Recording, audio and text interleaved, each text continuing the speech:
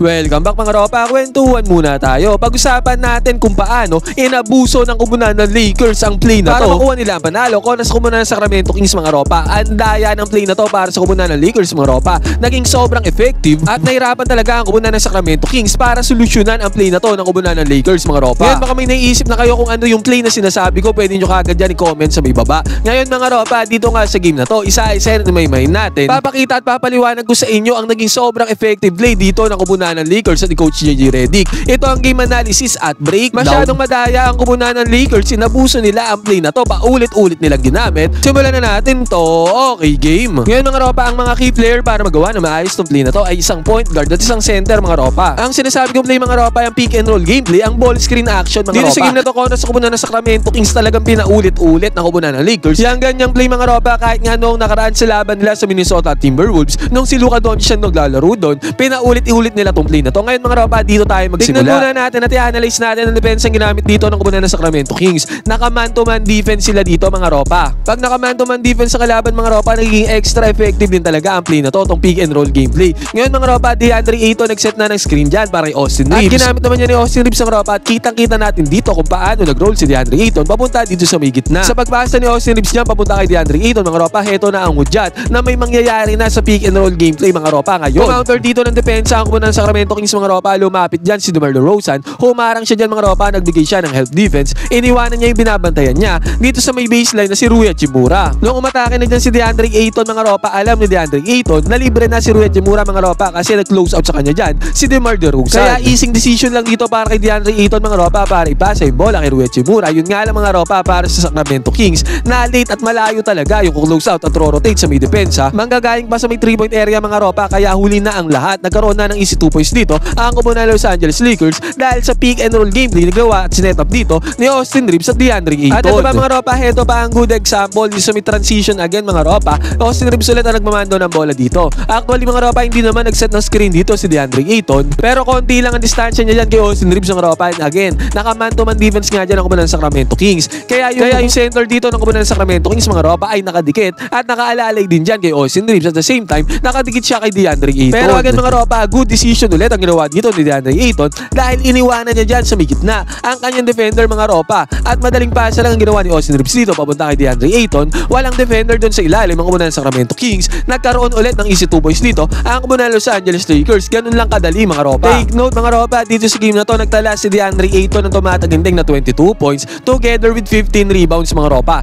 Talagang naging effective ang pick and roll gameplay ng kumunan ng Lakers para kay DeAndre Ayton mga ropa. Ngayon papaliwanag ko din sa inyo kung ano ang nabago sa laruan ni DeAndre Ayton na nakita ko dito sa game na to. And take note nga din pala mga ropa, si Austin Reeves dito sa game na to marahil alam nyo na ay nagtala ng tumataginding na 51 points mga ropa. Let's play mga ropa. Again, nandito ulit sila sa may babaw mga ropa, same spot doon sa may kanina. Ngayon mga ropa, nag-set ulit ng screen dyan si DeAndre Ayton. At sa pagkakataon na to mga ropa, ang naging response sa depensa ng kumunan ng Sacramento Kings, yung center na bumabantay kay DeAndre Ayton ay hinangatan dito si Austin Reeves dito sa may ball screen mga ropa. Isa lang ang dahilan mga ropa kung bakit naging ganyan ang response ng depensa ng kumunan ng Sacramento Kings against dito sa pick and roll gameplay na to mga ropa. Si Austin Reeves mga ropa dito sa game na to ay sobrang init kaagad dito pa lamang sa may first quarter, second quarter. Kasi possible mga ropa, pumukol ng 3-pointer dito si Austin Reeves sa may 3-point area if ever hindi siya naangatan dyan ng center ng kumunan ng Sacramento Kings. Kaya ang ginawang gamble dito sa depensa ng kumunan ng Sacramento mga ropa ay hayaan na mag-roll si DeAndre Ayton at magbigay na lamang ng rotation defense against sa kanya doon sa may ilalim. At ganoon nga nangyari dito mga ropa, nagbigay naman ng help defense dyan ng kumunan ng Sacramento Kings doon sa may ilalim mga ropa.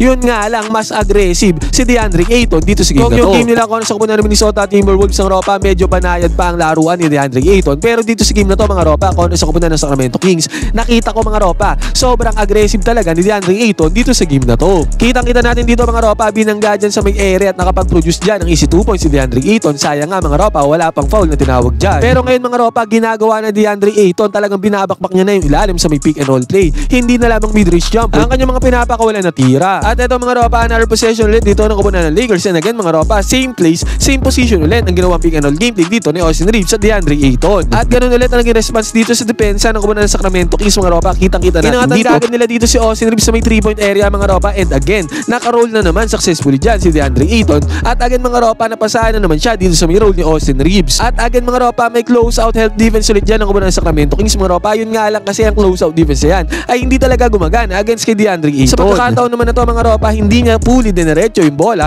Ang ginawa niya dito mga ropa, tinir-drops niya na lang. Which is okay din naman mga ropa kasi if ever nawawalan, pwede niya pa rin makuha ang offensive rebound dyan mga ropa kasi malapit na siya dyan sa may ring. Pero ang tendency outcome nga dito mga ropa, na ipasok naman niya ang tear-up shot dito. Basket is good para kay DeAndre Ayton. Sobrang solid at commendable nga ni DeAndre Ayton dito sa game na to mga ropa. Sana sa mga susunod na games ang kumunan ng Lakers at buong season mga ropa ay maging ganito ang kanyang angas, ganito ang kanyang lakas papunta doon sa may pick and roll play. At ito mga ropa, this one naman sa possession na to, mid-range jumper naman ang pinakawalan dito ni DeAndre Ayton. Sasabihan ko na kayo, pick and roll gameplay ulit yan mga ropa, pero sa pagkakataon nga na to, mid-range jumper ang kanyang pinakawalan at pumasok naman yan mga ropa. Ang observe ko dito mga ropa, napansin ko kasi na dalawang defenders yung nasa harap dito ni DeAndre Ayton, mahihirapan siya if ever na idiretso niya at lumusot siya dito sa may gitna. Feeling ko yan ang naiisip dyan ni DeAndre Ayton mga ropa, tsaka malayo din tong pick and roll game din na to, dito sa may perimeter niya na receive yung bola. At nasa harapan din talaga si Domantas Sabonis dyan mga ropa, kaya ang tendency outcome nito, mid-range jumper na lang pinakawalan dito ni DeAndre Ayton. Ang maganda naman dito mga ropa, yan talaga ang tira ni DeAndre Ayton. Diyan talaga siya comfortable sa pick and roll gameplay mga ropa, dyan sa may mid-range jumper. At ang resulta nga nito mga ropa, nakakuha ng easy 2 points dito si DeAndre Ayton. Basket is good. This time naman mga ropa, si Marcus Smart ang point guard ng Lakers. Siya ang nagmamando ng bola sa kupunan ng Lakers mga ropa, and again,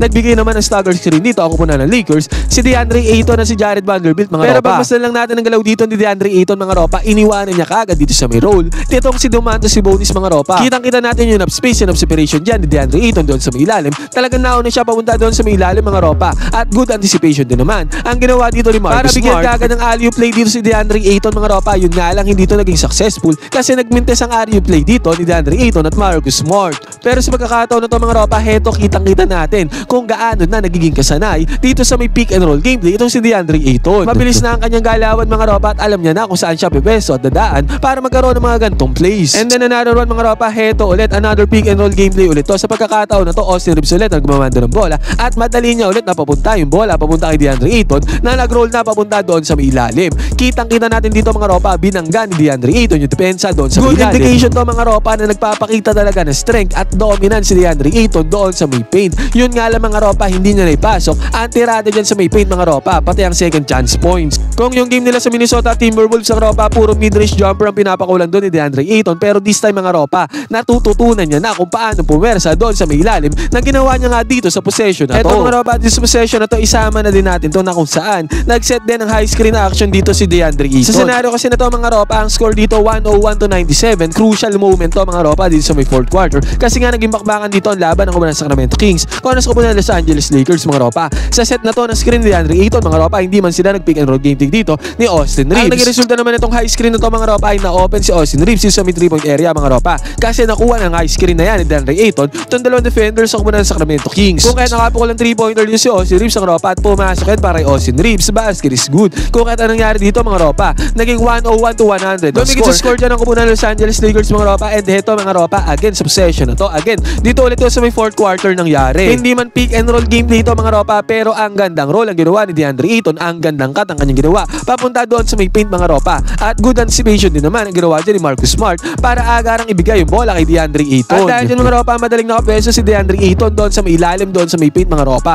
na nagresulta sa easy 2 points niya dito sa may crucial fourth quarter ng larong to. At heto ulit mga ropa, dito ulit to sa may fourth quarter, again crucial moment ulit to para sa kupunan ng Lakers. Ang nangyari ulit dito mga ropa, again pick and roll gameplay nga, paulit-ulit ngang ginawa ng kupunan ng Lakers tong pick and roll gameplay na to mga ropa. Sobrang daya nila, minaximize sila ang potential ng pick and roll gameplay dito sa game na to mga ropa kung ano sa kupunan ng Sacramento Kings. Ngayon mga ropa, si Reeves ulit nagmamando ng bola dyan. Ngayon mga ropa, DeAndre Ayton ng screener at roller dito mga ropa, dito na to sa may fourth quarter ha mga ropa. Take note, still hindi pa rin magawa ng paraan sa depensa ng kupunan ng Sacramento Kings ang ginagawang pick and roll gameplay ng dalawang players na to. Nabigay na naman ang bola kay DeAndre Ayton papunta doon sa may roll mga ropa, at ang nangyari dito, nagmintes ang unang teardrop attempt dito ni DeAndre Ayton mga ropa. Heto na nga yung sinasabi ko kanina, pagka teardrops ang inattempt dyan mga ropa, possible makuha ang second chance points, ang second chance rebound. At ganun nga nangyari dito mga ropa, nakuha ni DeAndre Ayton yung offensive rebound dyan, binalya niya, tinulak niya yung defender doon sa may ilalim mga ropa. Mas ang ibabaw dito ang laki at lakas ni DeAndre Ayton mga ropa para makuha ang offensive rebound. Diba sabi niya nga, Dominaton daw ang kanyang nickname mga ropa. Mukhang pinapatunayan na ni DeAndre Ayton dito sa Lakers na talagang Dominaton ang kanyang magiging nickname. At ito naman mga ropa, itong play na to ay galing to sa may first quarter mga ropa. Sa pagkakataon na to, nakapose si DeAndre Ayton at bumabantay sa kanya dito mga ropa ay si DeMar DeRozan. Kitang-kita natin dito mga ropa, common sense na lang, mismatch talaga ang pagkakataon na to para sa kupunan ng Sacramento Kings. Buti na lang mga ropa, good anticipation sa teammate ni DeAndre Ayton, agaran siya nabigyan ng bola mga ropa. At hindi na siya nagdalawang isip dyan mga ropa. Natibagan ang depensa dito ni DeMar DeRozan mga ropa at ang tendency outcome nga niyan mga ropa. Nakakuha ng easy 2 points dito si DeAndre Ayton galing dyan sa mismatch na yan. Ito mga ropa, isama na din natin tong clip na to ni Domantas Sabonis na kung saan dinepensahan siya na maganda dito ni DeAndre Ayton. Sa pagkakataon kasi na to mga ropa, dito sa game na to, 10 points lang ang dinala ni Domantas Sabonis against depensa ni DeAndre Ayton mga ropa. Kung pinanood nyo ng buo tong game na to, talagang nahirapan si Sabonis against sa defense ni DeAndre Ayton. At ito mga ropa, Gabe Vincent nagmamanda ng bola dito at magandang play ang ginawa nila dito mga ropa. Alley-oop play ang ginawa dito ni Gabe Vincent papunta kay DeAndre Ayton. Tendency outcome nito, nagkaroon na naman ng easy 2 points dito si DeAndre Ayton dahil dyan sa alley-oop play na yan. At samantala mga ropa, good entry pass naman ang ginawa dito ni Austin Reeves papunta kay Marcus Smart mga ropa. Sinama na din natin to mga ropa kasi interesting to kasi talagang kitang-kita naman natin na mababa ang height ni Marcus Smart compared to sa bumabantay sa kanya mga ropa. Pero turn around jumper ang ginawa dito ni Marcus Smart. Akala ko nga siya si DeAndre Ayton dyan. Sa pagkakataon na yan, nakakuha ng easy 2 points dyan si Marcus Smart. At sa pagkakataon na to mga ropa, nakakuha ng steal dito si Austin Reeves. Na nangyari dito, si DeAndre Ayton pa ang nanguna dyan sa may fast break. Kitang-kita natin dito mga ropa kung gaano kabilis tumakbo si DeAndre Ayton. Talaga naunahan niya pa yung defender dito mga ropa. Ang bilis si DeAndre Ayton. Kaya nagbayad niya dyan ang depensa ng kunan ng Sacramento Kings dyan sa may fast break mga ropa. Nagkaroon siya dyan ng easy 2 points. Napadali ang kanya trabaho dito mga ropa. Basket is good. At ito mga ropa, nagkaroon pa nga ng offensive rebound dito si DeAndre Ayton. Kinuha na niya ng rebound dito si Domantas Sabonis mga ropa. Pinanis niya dyan sa may rebounding. Yun nga lang mga ropa, sayang. Hindi pumasok ang teardrop sa attempt dito ni DeAndre Ayton ng second chance pero points. Still mga ropa, kitang-kita natin dito kung gaano talaga ka-dominate. Kaya niyang i-dominate ang boards mga ropa. 15 rebounds nga tinala ni DeAndre Ayton dito sa game na to mga ropa. Ang dami nun. At talagang kinaya at in-outplayed niya talaga si Domantas Sabonis sa isang magaling player dito sa game na to mga ropa. At dito sa ibabaw mga ropa, binigyan niya ng screen dito si Austin Reeves ng ropa. Off-ball screen yan. At dahil dyan, tendency outcome niya. Nakakuha ng 3-pointer dito si Austin Reeves galing sa screen na yan. At para sa last clip natin dito sa video na to mga ropa, i-highlight din natin dito si Rui Hachimura. Nabigyan siya ng bola dito sa may right side corner 3-pointer mga ropa. Pero ang ginawa dito ni Rui Hachimura mga ropa, inatake dito yung one-on-one defense ng kalaban. Take note mga ropa, paubos na ang oras dyan ha. At crucial moment yan dito sa may fourth quarter. Pero grabe ang ginawa dito ni Rui Hachimura sa depensa ni Dennis Schroeder. Talagang ibabaw dito si Rui Hachimura sa may mid-range. Panis dyan ang depensa ni Dennis Schroeder mga ropa. Walang nagawa dyan. Basket is good para kay Rui Hachimura. Ngayon mga ropa, dito na natin tapusin tong video na to. Ngayon, ano masasabi nyo sa ginawang play ng kubunan ng Lakers yung sa game na to mga ropa? Talagang dominator na. Ramdam na ang kanyang presensya. Ramdam na may center ang kubunan ng Lakers. Pwede kayong mag-comment dyan sa baba ng opinion mga ropa. Huwag kayong mahihiya. Magkwentuhan tayo.